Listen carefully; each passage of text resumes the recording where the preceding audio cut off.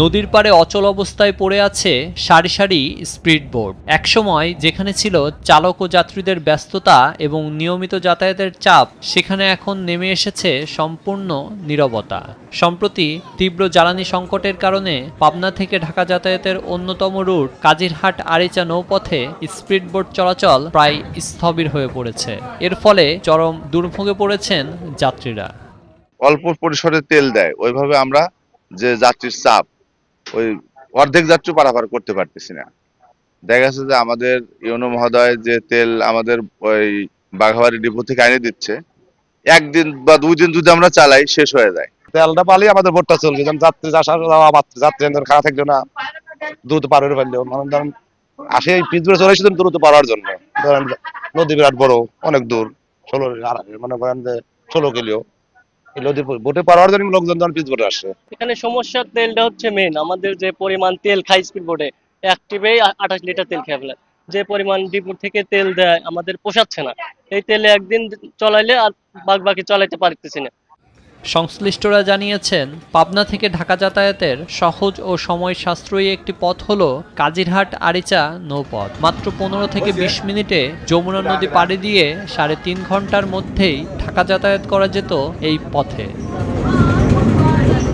বর্তমানে সারা দেশের জ্বালানি সংকটের কারণে এই ঘাটেই নোঙর করে পড়ে আছে অধিকাংশ স্পিডবোট। এতে সংসার চালানো নিয়ে দুশ্চিন্তায় রয়েছেন এই পেশার সঙ্গে জড়িত মালিক, শ্রমিক ও চালকেরা। ভোগান্তিতে পড়েছেন যাত্রীরাও।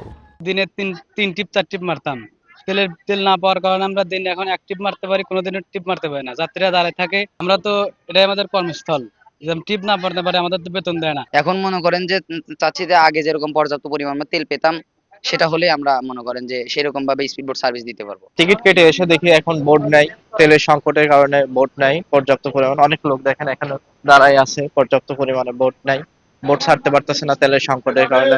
সবকিছু অনিশ্চয়তার মধ্যে। ইতোমধ্যে প্রতিকার চেয়ে উপজেলা নির্বাহী কর্মকর্তা ও জেলা প্রশাসকের কাছে লিখিত অভিযোগ দিয়েছেন ভুক্তভোগীরা।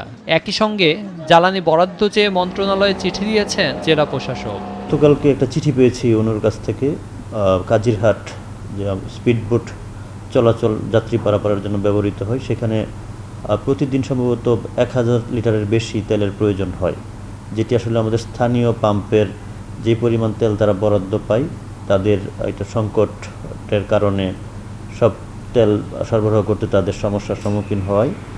আমাদেরকে কালকে ইউনো একটি চিঠি দিয়েছে, সেটি আমরা মন্ত্রণালয়ে প্রেরণ করব এবং মন্ত্রণালয়ের বিষয়টি আমরা অবহিত করব।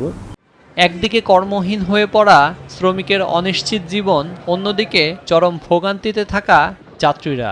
সব মিলিয়ে সংকট আরও গভীর হচ্ছে। নিউজ ডেস্ক, দেশ টিভি।